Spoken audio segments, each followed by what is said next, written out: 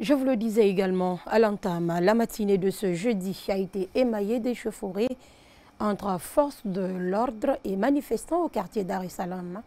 Les jeunes de Dar es Salaam 2 qui protestaient contre le manque de courant ont longé les rails qui les séparent du quartier voisin en dressant des barricades sur la voie ferrée. Une attitude qui n'était pas du goût des habitants de Dar es Salaam 1. Suivez les détails dans ce reportage signé Delphine Loy, Mohamed Chérif Sow et Lanfia Kamara. Dar es Salaam 1 et 2 sont tous sevrés d'électricité à l'image de plusieurs autres quartiers de Conakry depuis l'explosion du dépôt principal de carburant de Kaloum. Les jeunes du quartier Dar es Salaam 2, manifestant leur mécontentement, ont associé le quartier contigu, chose que leurs voisins de Dar es Salaam 1 n'ont pas appréciée. Les contre-manifestants se sont donc joints aux forces de maintien d'ordre pour les repousser. Nous sommes tous des Guinéens. On ne doit pas détruire notre pays. On doit arranger notre pays, mais détruire notre pays, ce n'est pas bon pour notre image. Donc, quand moi je me suis réveillé du matin, je suis sorti dehors. J'ai vu l'effet du gaz. Ça a joué sur moi. Je suis sorti de la maison. J'ai dit, je ne veux pas combattre contre les policiers, l'armée. On ne peut pas s'arrêter devant l'armée. C'est eux qui nous défendent. Les jeunes ne sont pas du quartier, ils viennent du Bambeto.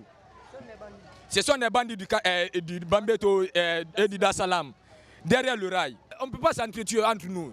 Ils sont des Guinéens, nous sommes des Guinéens, donc on ne peut pas se tuer entre nous. Les jets de pierre et barricades ont causé des dommages à des habitants de Dar es Salaam 1. Le passage du train Russell bloqué, plusieurs toits percés et des citoyens contraints de rester dans leur maison.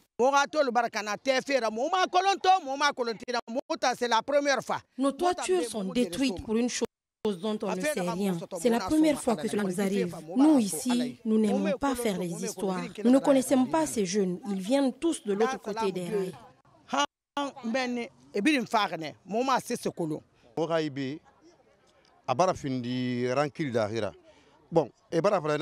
C'est devenu comme une rancune ici. Sinon, nous aussi, nous n'avons pas de courant, nous en souffrons tous. Mais ils viennent jeter des pierres, toutes nos tôles sont détruites. La manifestation a duré plus de 5 heures.